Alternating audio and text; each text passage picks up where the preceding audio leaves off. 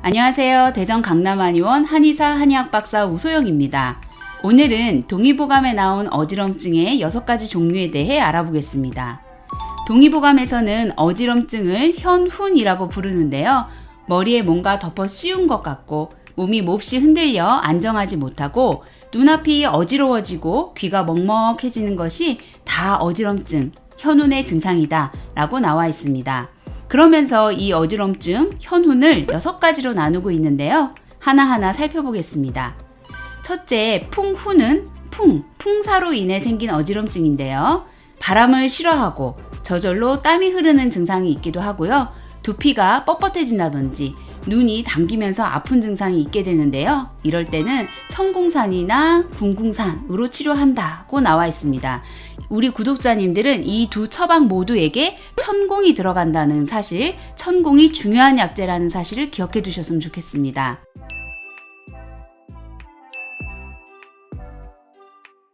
둘째는 열훈입니다. 열이 위로 치밀어 올라와서 가슴이 답답하고 또 갈증이 나서 물을 들이키게 되는데요.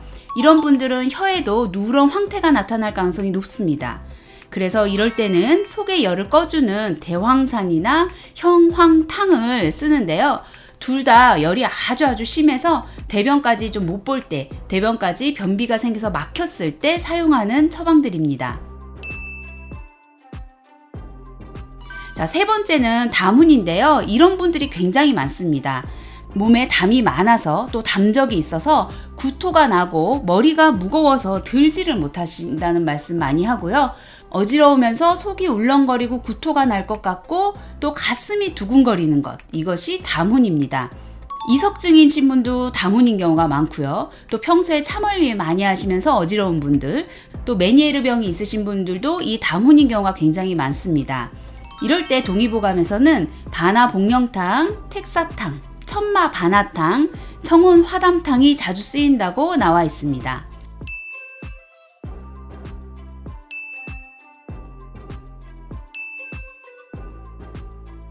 네 번째는 기훈입니다. 칠정이 지나쳐서 몸이 상하면 다면이 생겨 머리가 어지럽고 놀란 것처럼 가슴이 두근거리고 눈을 뜰 수 없다, 이렇게 나와 있는데요. 요 칠정이라는 것이 요즘 말로 바꾸면 스트레스입니다. 즉 스트레스가 너무 지나쳐서 몸을 상하면 다면, 아까 담훈할 때의 그 담적하고 비슷한 개념인데요. 다면이 생겨 머리가 어지럽고 또 놀란 것처럼 가슴이 두근거리고 눈을 뜰 수 없을 때, 그러니까 이 기훈과 아까 담훈의 증상을 보면 좀 겹치는 것들이 많이 보이죠.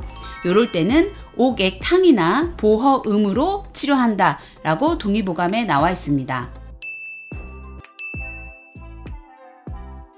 자, 다섯 번째는 허훈인데요. 몸이 허해서 생긴 어지럼증이란 뜻이고요. 무엇이 허하냐에 따라서 처방이 나눠지게 되는데요.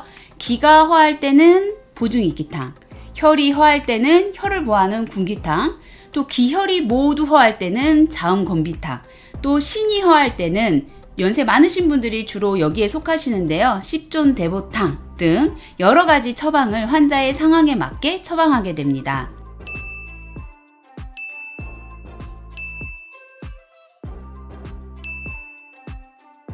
자, 마지막으로 6번째 습훈인데요.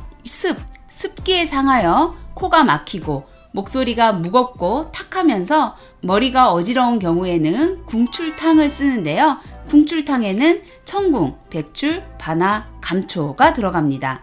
이렇게 동의보감에 나온 어지럼증 6가지에 대해 말씀드렸는데요. 여기에 사용되는 약재들을 살펴보면 유독 자주 등장하는 약재들이 있습니다. 바로 천궁, 바나, 백출, 복령, 천마, 그리고 현계수인데요. 여기서 우리가 굉장히 중요한 힌트를 얻을 수 있는 거죠. 바로 이런 약재들이 우리가 어지럼증을 치료할 때 굉장히 주목해야 될 약재들이고, 이 약재들을 잘 사용하면 어지럼증을 치료할 수 있다는 의미가 되겠습니다. 또 동의보감에서 현훈을 이 6가지로 굳이 나눈 이유를 잘 따지고 들어가다 보면은 이석증이나 메니에르병, 전정신경염, 심리적 어지럼증 등 여러 가지 다양한 어지럼증을 치료할 때 어떤 중심을 가지고 우리가 변증해서 한약을 써야 되는지에 대한 힌트도 얻을 수 있으니까요.